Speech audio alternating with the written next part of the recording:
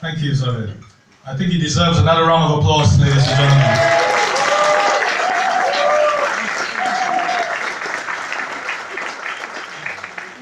Ladies and gentlemen, our next guest is also no stranger to Malaysians today, although not without, sadly, personal grief and tragedy.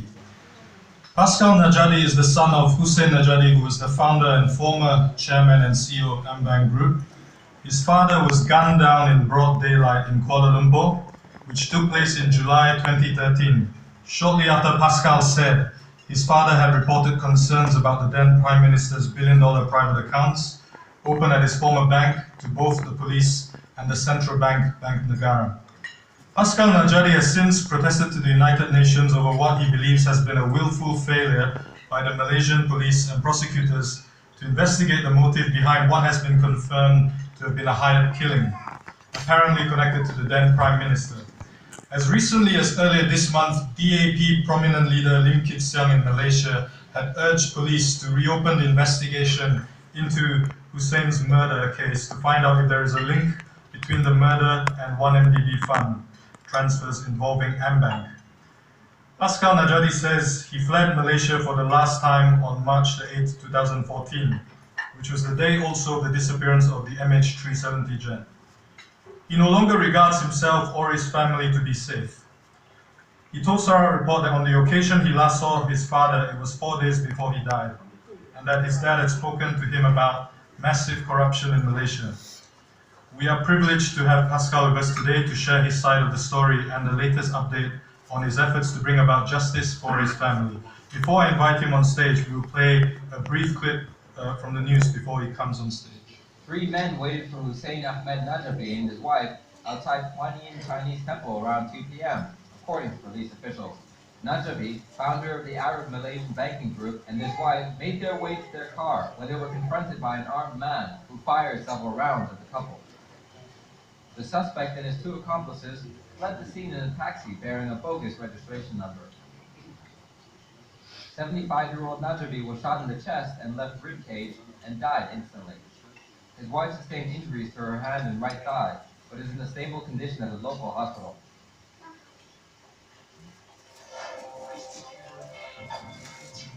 Ladies and gentlemen, please put your hands together for Pascal Najadi.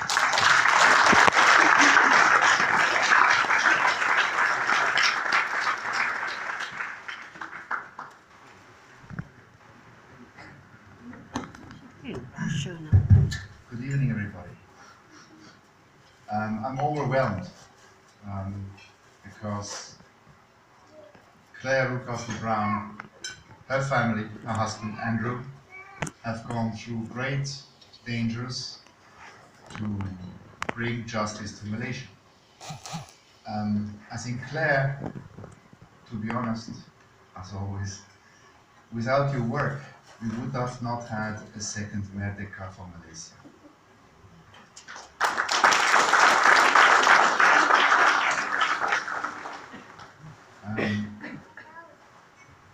I have the honor to be here with you, and I don't take too much time. I'm a Swiss. I'm also a British citizen, so I'm at home here as well. I will take 10 minutes or 15 minutes of your time. Many stories have been going around, and the only truthful reporting came actually from Claire's work, the Sarawak report. Without Sarawak report, we would have not been here today, having a new Merdeka for Malaysia, a new chance, and also for me and my family to be able to find justice. I'm standing here, not here in front of you because of Najib. It's not about Najib or Rosman. Believe me, it's not. It's about justice. Justice, justice, and justice. I always said, justice for Malaysia, justice for Najadi. That's my slogan from the beginning in Facebook, and hasn't changed. So Claire, first of all, thank you very much to you and your family, Andrew, to support the story, that we could talk to you, that we had an ear and an outlet, prominent outlet to work up the story of something which we as a family also were shrouded in darkness. And because I'm here today, and my wife is here, Anna, please stand up.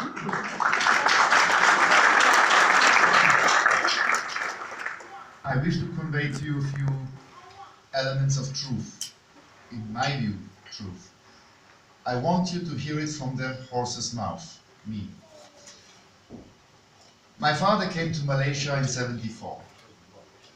He brought his own money to Malaysia. At that time, he had the great idea to create a bridge, develop Malaysia, and use the Arab money from Kuwait at that time, by the way, to finance the infrastructure of Malaysia. So we're talking refineries in Cebu, we're talking the first Malaysian Airlines DC-1030 long-haul aircraft was financed by Arab AMDB, today's Ambang Group.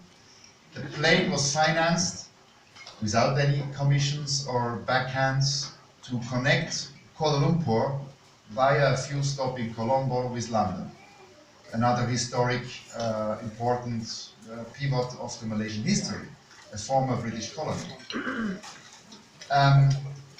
I grew up in Malaysia as a divorced kid, so I came from Switzerland, went to Kuala Lumpur as a 10-year-old, 9-year-old. There was no race. There was no religious talk then. In our house in Ampang, I was, as a kid, having barbecue with Malay kids, Chinese kids, Malaysians, Indians, expat kids. We had spare ribs, we had hamburgers, sausages. The women, the ladies had their hair open. It was a wonderful open society. I talk about 1975. And my father fell in love with Malaysia because he said Singapore was already too developed as a city-state. He said Malaysia has everything as a paradise to evolve. Multicultural, multiracial, great education, great academies brought in by the British and left by the British, a system, an organization, administration.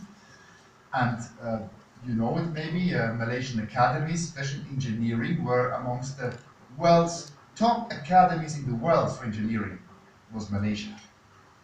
So Arab Malaysia, the bank today called Ambang Group, was founded as Arab Malaysian Development Bank. And now here comes the point. You got to know this, because I'm in front of you. My father only had $2 million in his pocket, all his savings.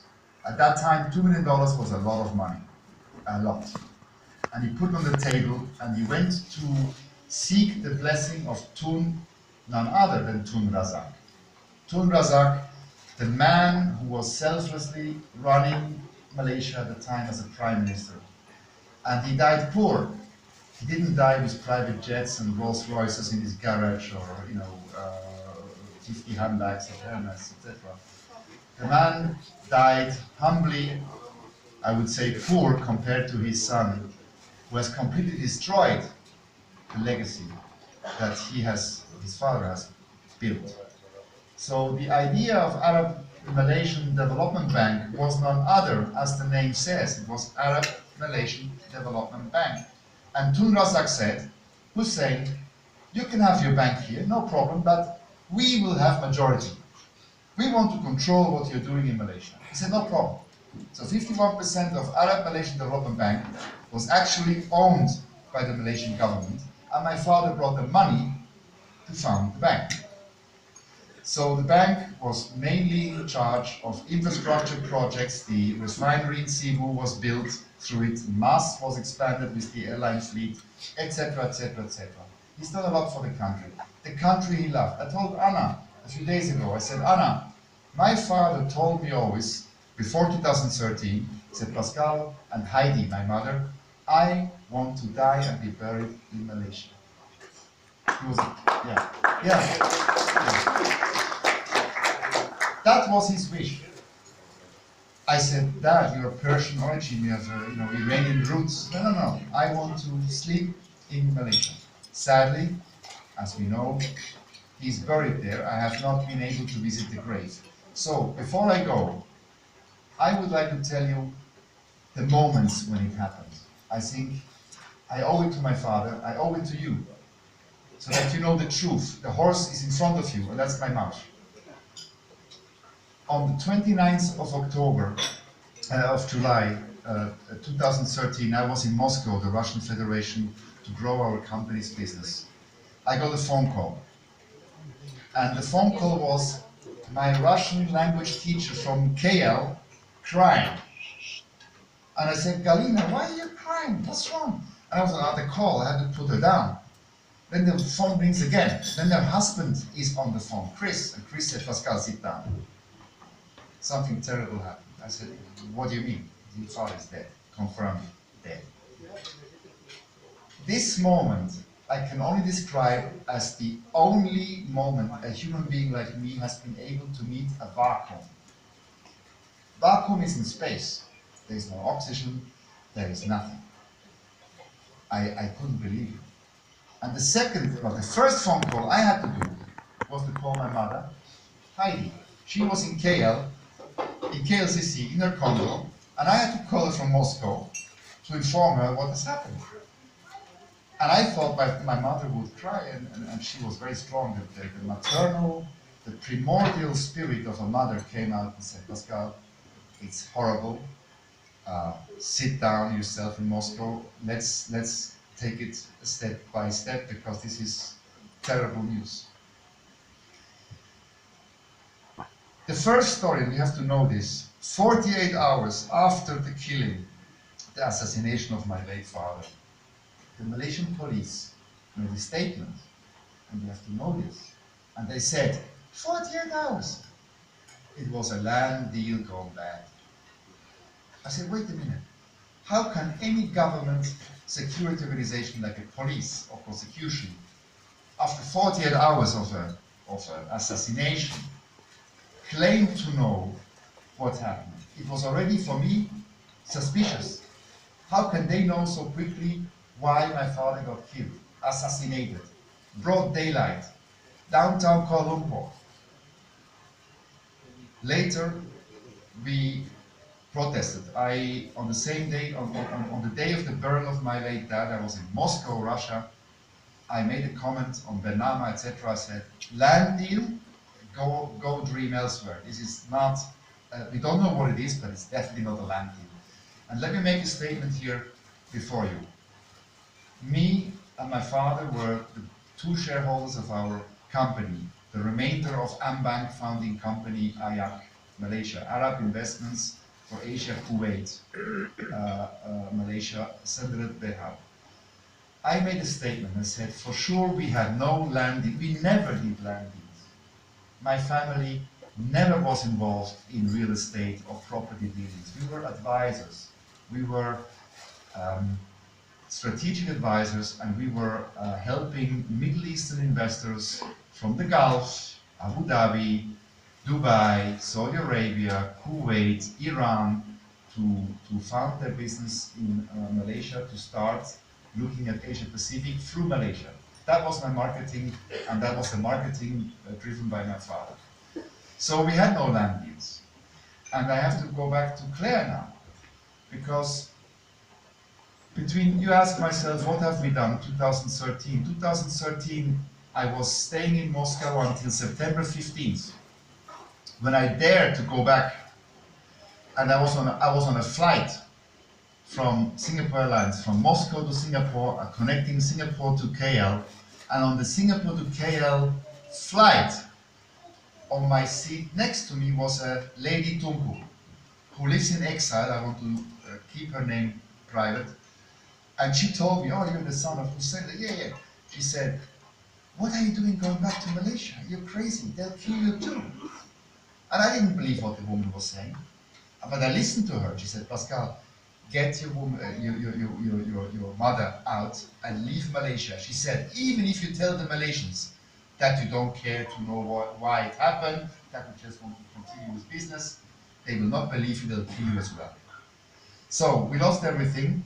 On the 8th of March 2014, coincidentally, I have exfiltrated myself through Moscow. It was the same day where the tragic MH370 went missing. So you can imagine, I was at the airport, I saw hundreds of Malaysian citizens grieving, not knowing where their loved ones are on that flight. And myself, I was a victim of assassination of my father. It was, you cannot imagine, it was something that came down like a helicopter landing on my head. And I confess to you today, and you're the first ones to know, I went through a clinical severe depression for about 12 months. Without the expertise of Swiss professors to get me back up, and Anna knows what that means, depression is something that can kill you. Even sometimes it is suicidal. But then I got this phone call from Claire. Yeah. And Claire was in Spain, I think, at her father's place, and she called me and said, look, would you be able to talk to me and reveal? I said, yes, I am. Although I told Claire, I don't have all the answers to the questions. But I can tell you for sure that this and that never happened. We were not flying private jets. My father and I never flew the private jet in and out of Malaysia. We did not drive Rolls Royces or Bentleys or God knows what. We did not have opulence in our household. We were a modest household, always humble and there for everybody to talk to. But without Claire Rucaster Brown and her family, we would have never gotten the ear of you. So Claire, let me make a big thank you to you and your family.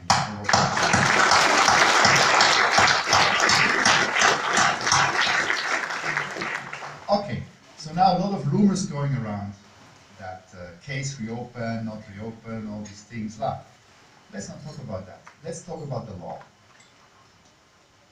Interesting enough, I must say I'm disgusted to see Najib and Rosma being able to bail themselves out, including Shafi, the lawyer. Now, you might want to know, Shafi Abdullah, how did he connect to us, the tragedy? Now, here goes the thing. Around lunchtime, morning time, Moscow, I got a phone call from Kuala Lumpur.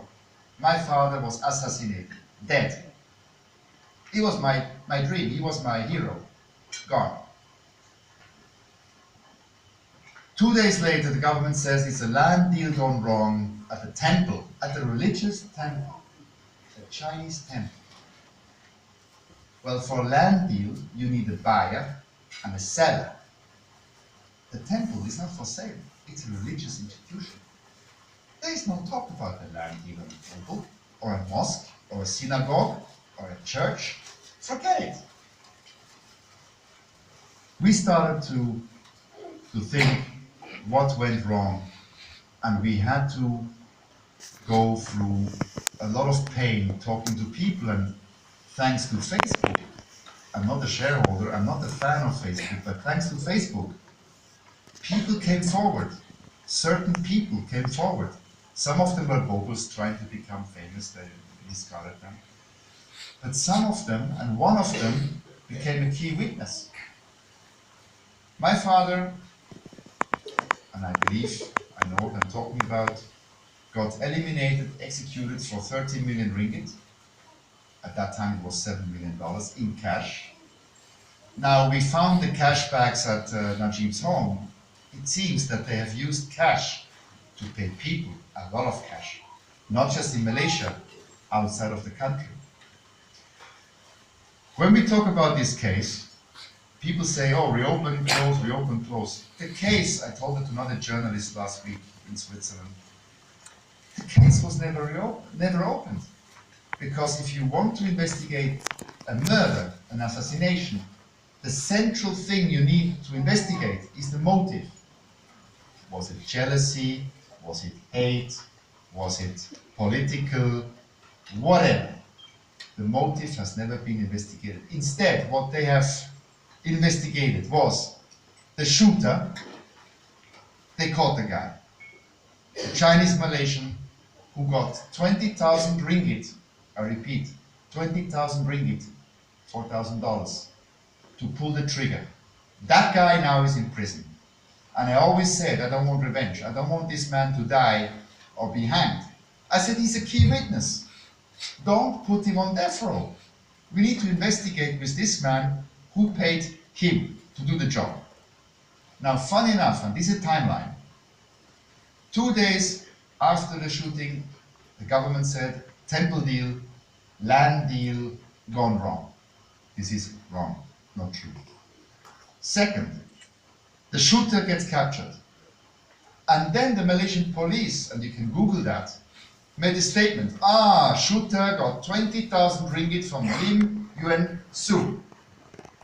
Chinese, low-level, Malaysian, red light guy. Now we know something different. The guy left Malaysia for Sydney 2 days after the assassination. He was able to fly to Sydney, Australia. And I found out through my investigation that Lim Yuan Su took an aircraft from Sydney, a commercial aircraft, to Shanghai, where he vanished. Now here's the important point in law. The then Attorney General conducted, in my personal view, the investigation by the book. And the Malaysian police and the prosecution, the Attorney General's office, immediately have put Lim Yuan Su on red notice at Interpol.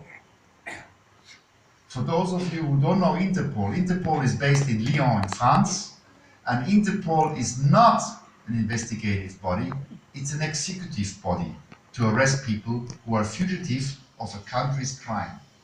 Now you have to know, to qualify for a red notice, and Claire failed because they could not prove that Claire had a 2-year prison sentence offense. That's why Lyon has rejected Claire Rucastle-Brown's red notice, which was brought up by the Malaysians, because she has not been evidenced to be, at least for 2 years, crime in prison. Lim Yuan Su qualified for 2 years. 2 years. Lim Yuan Su was on Malaysian Interpol red notice. 2 full years. And then Claire called me. 2015, Claire, it was summer, I believe, where we started to put things in order, put the ducks in a row, and Claire, through her great brain and fantastic journalistic experience, started to dissect and started to put together the puzzle again, and started to write about what I've told her, and she concluded as well. Lim Yuan Su, 2 years Interpol red notice. How come? It can only happen if the Attorney General has submitted enough evidence to Lyon, and they have a committee, don't get me wrong, and yes, he qualified, so he was 2 years there. And then I get a phone call from KL 2 years later, excuse me, in 2016, oh, Lim Yuan Su was arrested at KLIA. Our lawyer was at that time Honorable Gobind Singh Deo, honorable man. They have not even informed our lawyer that they have so-called arrested Lim Yuan Su all of a sudden. Then they say, oh, 8 days we had to let him go, lack of evidence. And Lim Yuan Su now, today, has a changed identity. He has a new Malaysian passport. He's roaming around. He's the majority shareholder of a Malaysian security company, together with the former police chief of Malacca. Now what does it tell you? Low-level guy? No. He was pretty well entrenched. He's a former police chief of Malacca in a security company. Weapons, etc., etc., etc. So you hear it from the horse's mouth. I'm the horse here. Something just doesn't add up. And I close those comments. I'm very happy for Malaysia and all Malaysians that they have a second Merdeka. It was the second Merdeka 1 minute before noon. Otherwise the country would have gone, sorry to say, down the toilet for good. But now Malaysia has a new chance to find retribution in a gentle way, to try to work up all the issues, all the victims. It's not just my father, it's other victims too. Kevin Moraes, in a cement drum, deputy public prosecutor, killed. No investigation. Ben Hook jumped from a MACC office to death voluntarily? Come on. It's not going to happen. Altantuya, the most prominent killing. We know all the atrocities. Explosives, kill the woman and then blow her up. I feel so sorry for the parents and for the relatives of Altantuya. It's gruesome. You cannot even dream such a thing. And to close this whole speech, yes, Wolf of Wall Street. It's a truly sick movie, believe me. I'm a banker. I was advising governments all over the world, out of London here. If I would have spotted anything like Wolf of Wall Street going on in my bank, believe me, all these people would be fired and put into prison. But Wolf of Wall Street perhaps is a Freudian slip of the producers, because that's how they lived. Spending money like water, buying new cars, private jets, Cholo buying a yacht. Well, it fits all the picture of the mentality of the people who financed Wolf of Wall Street. It's haram. I'm Christian, I'm Russian Orthodox, but I still don't know what haram means. It's bad.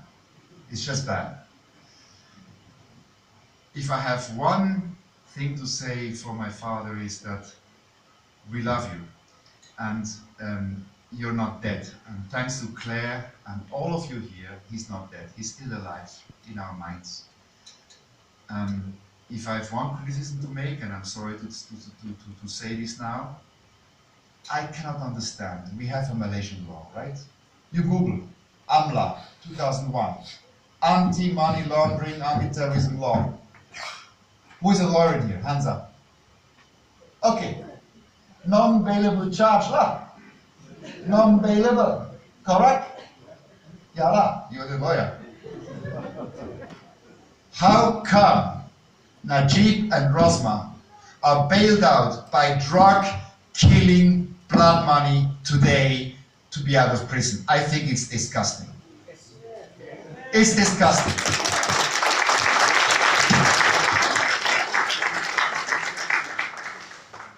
And if I have one advice to Dr. Tun Mahathir, with greatest respect to him, I understand that he has to be seen as a balanced, astute leader, but you know, I know Mahathir from different times. He's outspoken, and he's the one at the UN who made the speeches like this.